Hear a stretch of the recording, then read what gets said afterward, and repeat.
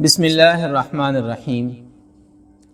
رمضان المبارک اللہ تعالیٰ کی رحمت کا مہینہ ہے، مغفرت کا مہینہ ہے اور جہنم سے آزادی کا مہینہ ہے، لیکن بہت سے بد نصیب ایسے ہیں جو اس مہینے میں بھی اللہ کی رحمت اور مغفرت سے محروم رہتے ہیں۔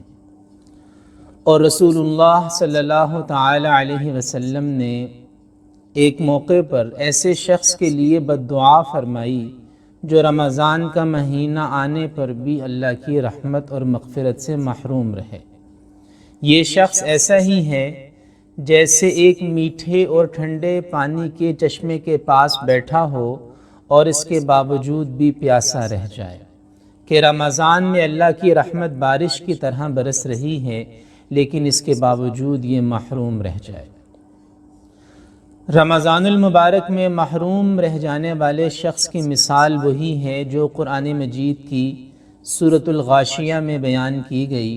ارشاد باری تعالی ہے، عاملۃ ناصبہ تصلی نارا حامیہ، کہ کام کرنے والے، مشقت اٹھانے والے جہنم کی آگ میں قیامت کے دن داخل ہو رہے ہوں گے۔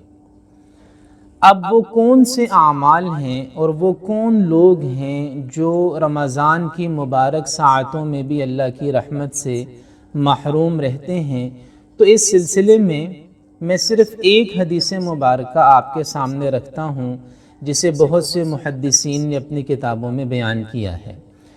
اس حدیث مبارکہ کو سننے کے بعد ہمیں اندازہ ہو سکے گا کہ وہ کون سے لوگ ہیں جو عاملۃ ناصبہ ہیں، یعنی کام بھی کرتے ہیں، عمل بھی کرتے ہیں، مشقت بھی اٹھاتے ہیں، لیکن اس کے باوجود تصلی نارا حامیہ بھی ہیں، یعنی جہنم کی دہکتی ہوئی آگ میں داخل ہونے والے بھی ہیں۔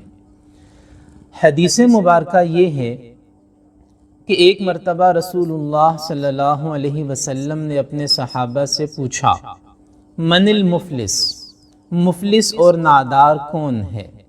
صحابہ کرام نے ایک عمومی سا جواب دیا کہ جس کے پاس درہم نہ ہو، دینار نہ ہو، وہ مفلس ہے۔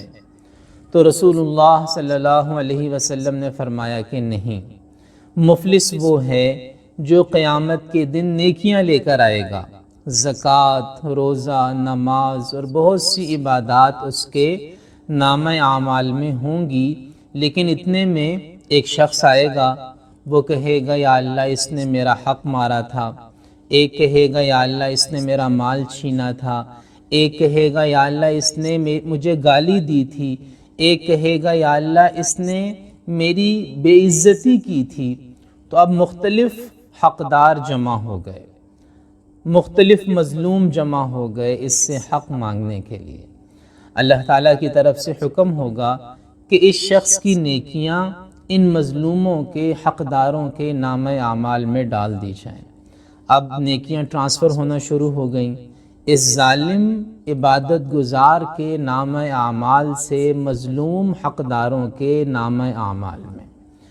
نیکیاں منتقل ہو رہی ہیں اور ایک وقت آئے گا کہ اس کی نیکیاں ختم ہو جائیں گی، لیکن حقداروں کا حق باقی رہے گا۔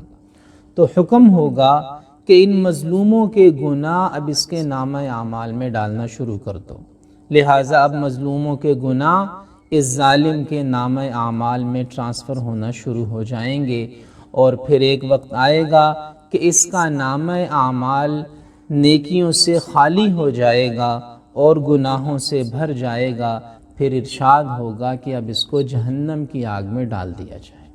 یہ ہے مفلس کہ جس نے دنیا میں عمل کیا، مشقت اٹھائی، روزے رکھے، نمازیں پڑھیں، زکوٰۃ بھی دی، کوشش کی، لیکن لوگوں کا حق مارا، لوگوں پر ظلم کیا، زیادتی کی، ان کے حقوق پہ قبضہ کیا، ان کی زمین پہ قبضہ کیا، انہیں گالی دی، ان کی عزتیں پامال کی، ان کا دل دکھایا اور ان کے حقوق غصب کیے، تو ساری نیکیاں کرنے کے باوجود قیامت کے دن یہ خالی ہاتھ اور خالی دامن رہ جائے گا۔